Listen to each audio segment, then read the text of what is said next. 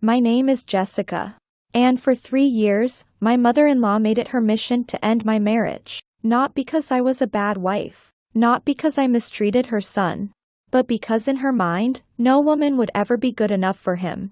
She planted lies, faked evidence, turned family against me, and nearly succeeded. This is how she almost destroyed everything. And how I finally stopped her. I met David at a coffee shop. I was 27. He was 29. We started talking while waiting in line. He was charming, funny, easy to talk to. Asked for my number before I'd even gotten my latte. We dated for a year before he proposed. It was perfect. He was perfect. Everything felt right. There was just one problem. His mother, Linda. From the moment David introduced us, I could feel it. The judgment. The coldness. The way she looked me up and down like I was an insect she'd found in her kitchen. So you're Jessica, she said. Not warm. Not welcoming. Just assessing. David didn't notice. Or maybe he was so used to his mother's intensity that it seemed normal to him. But I felt it. The instant dislike. The hostility barely hidden behind a tight smile. Over dinner that night, she asked pointed questions. Where did I grow up? What did my parents do? What was my salary? My education? My 5-year plan. It felt like a job interview I was failing. David squeezed my hand under the table. Tried to change the subject. But Linda kept pushing. Kept digging. Looking for flaws. When we left, David apologized. Said his mom was protective.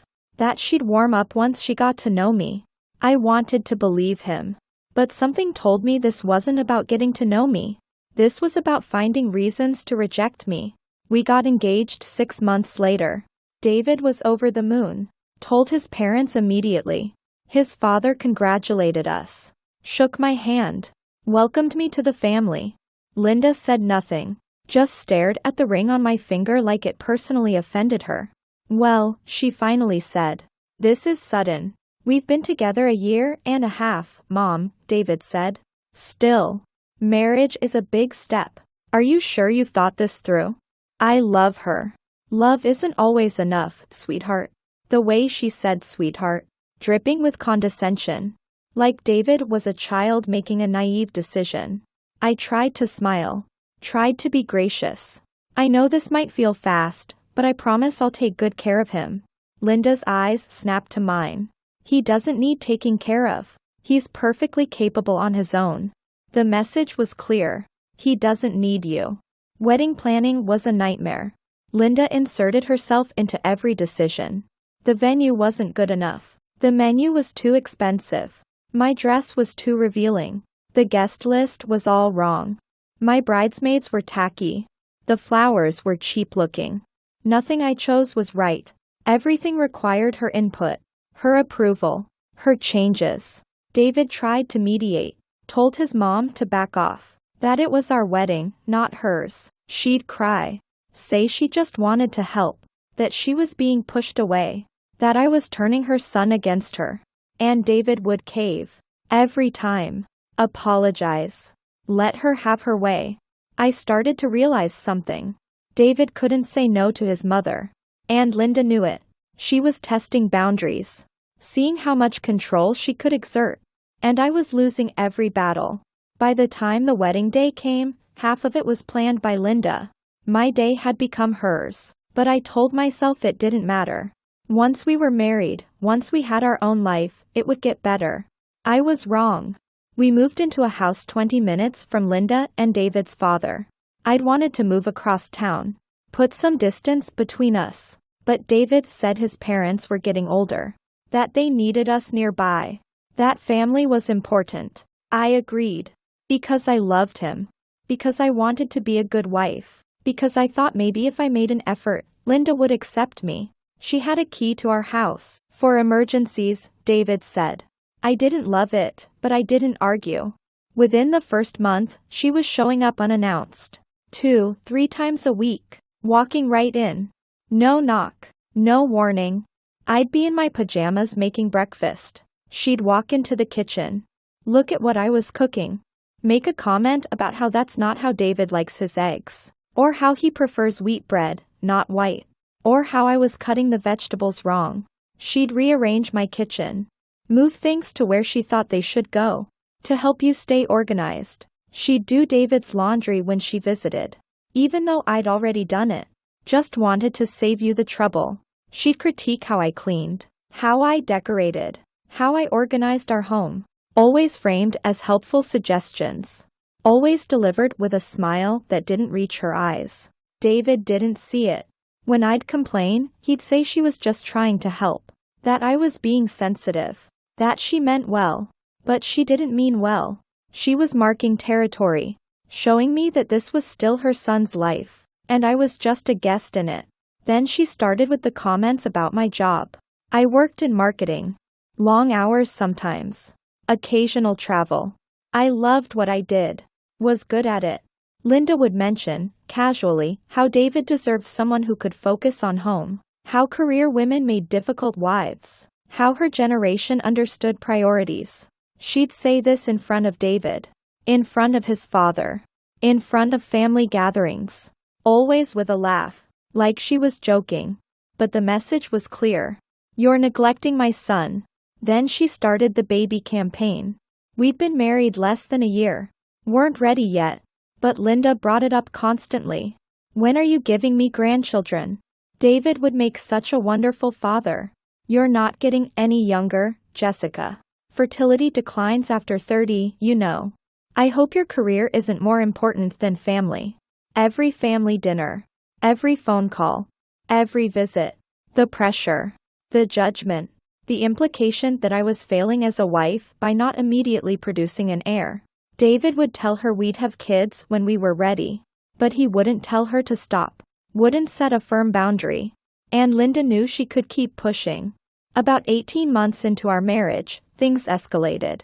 Linda started calling David at work. Multiple times a day. Just checking in. Just wanted to hear your voice. Just seeing how your day was going. David thought it was sweet. I thought it was possessive. She'd text him constantly. Pictures of things she was doing. Recipes she thought he'd like. Articles she'd read. Memes. Random thoughts. A constant stream of communication. When we'd have date nights, she'd call right in the middle. Every time. David would answer. Every time. It might be important, he'd say. It was never important. It was always something trivial. But it was always enough to interrupt our time together. I started to feel like there were 3 people in my marriage. Me, David, and Linda. Then one night, David came home from visiting his parents. Something was off. He was quiet. Distant. Everything okay? I asked. My mom mentioned something, he said slowly. She said you called her. Said some really harsh things. Told her to stay out of our lives. My stomach dropped. I never called her. She seemed really upset. Said you were cruel. That you attacked her. David, I swear, I never called her. I wouldn't do that. He looked torn. Wanted to believe me. But doubted. Why would she make that up? He asked. I don't know. But I didn't call her. Check my phone records if you don't believe me. He didn't check. But the seed of doubt was planted. Not in him doubting his mother. In him doubting me. That was the beginning of Linda's real campaign. Over the next several months, she'd tell David things I'd supposedly said. Done. Ways I'd disrespected her. Insulted her. Excluded her. None of it was true. But David was caught in the middle. His wife saying one thing. His mother saying another. And Linda had decades of credibility with him. I had 2 years. She told David I'd uninvited her from a family event. I hadn't. There was no event. She told him I'd returned a gift she'd given us. I hadn't. The gift was still in our closet. She told him I'd spoken badly about her to my friends. I hadn't. I barely mentioned her to anyone. Every lie was calculated. Small enough to be believable. Hurtful enough to create distance. Vague enough that I couldn't definitively disprove it. And David started pulling away from me. Started questioning me. Started defending his mother more and more. We fought constantly. About his mother. About boundaries. About who was telling the truth. Linda would call during our arguments. Somehow always knew when we were fighting. Would comfort David. Tell him marriage was hard. That he deserved better treatment. I started to feel crazy. Like I was living in an alternate reality where nothing I said mattered. Where Linda's version of events was always believed over mine. Then came the incident that nearly ended everything. David got a text from his mother's phone. A long, vicious message about him. Calling him weak, controlled, pathetic for staying with me. Saying she couldn't believe she'd raised such a spineless son. The message came from Linda's number. But I hadn't sent it. David confronted me, furious. Showed me the text. I stared at it in disbelief. I didn't send that. It came from my mother's phone. Then she sent it to herself. Or someone else did. David, I don't even have her number saved. How would I text from her phone? But he didn't believe me. The evidence was there. The text existed. And who else would send something like that? He stayed at his parents' house that night. And the next night. And the next. Linda had one. She'd manufactured evidence so damaging that David couldn't forgive it. Couldn't see past it. Our marriage was over. And she'd barely had to lift a finger. I was devastated. Broken. Couldn't understand how this had happened. How everything had fallen apart so completely. Then David's father called me. Asked if we could meet for coffee. Just the two of us. I agreed, confused. We sat down. He looked uncomfortable. Guilty even. I need to tell you something, he said. About Linda. He explained that Linda had a history. Of doing this. Of sabotaging David's relationships. Every serious girlfriend David had ever had, Linda had driven away. Different methods. Different lies. But the same result. She couldn't let go. Couldn't accept that David had a life separate from her. Saw every woman as a threat. As competition. I should have said something sooner, David's father admitted. But I thought maybe with you being his wife, it would be different. I thought she'd finally accept it. I was wrong. He told me about the text. That he'd seen Linda with David's phone that day. That she'd been the one to send the message to herself. That she'd confessed it to him when he confronted her. But she'd made him promise not to tell David. She said it was for his own good, he said, disgusted. That you were wrong for him. That she was protecting him. Why are you telling me this now? Because David is miserable. And because what she did is wrong. And because if I don't stop her now, she'll ruin his life. Maybe already has. He agreed to tell David the truth. To show him the evidence. To finally set the record straight. David's father sat David down that evening. Told him everything. Showed him proof. Text records. Dates. Times. The whole pattern of Linda's behavior over the years. David was shattered. His mother, the woman he trusted his entire life, had been systematically lying. Manipulating. Sabotaging his happiness. He came home that night. We stayed up until dawn talking. Crying. Processing. He apologized.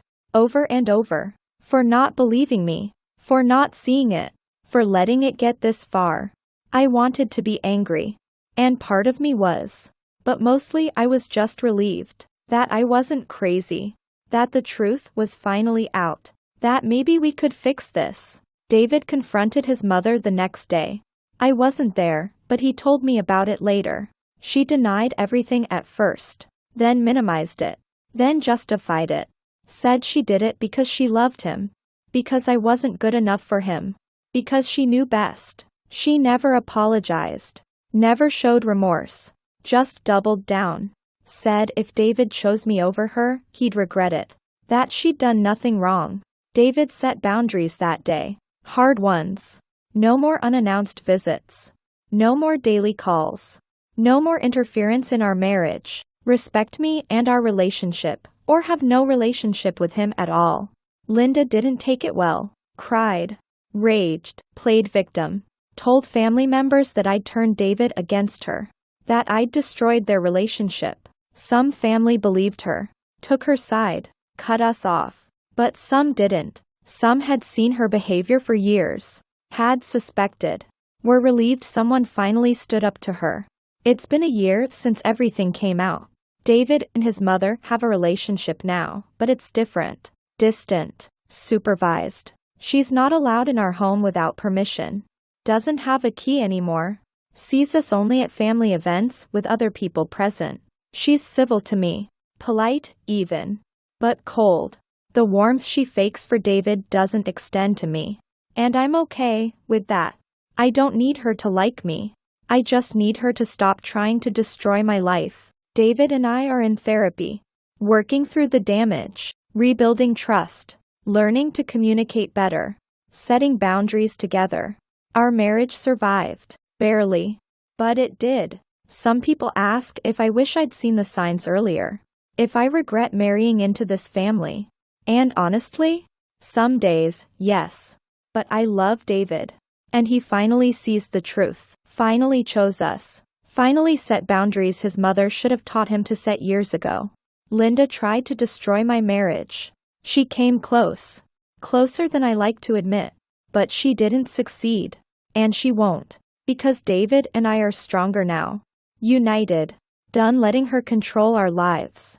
My name is Jessica. And I survived my monster-in-law. Not by winning her approval. Not by trying harder. Not by being the perfect daughter-in-law. But by standing my ground. Demanding the truth. And refusing to let her drive me away.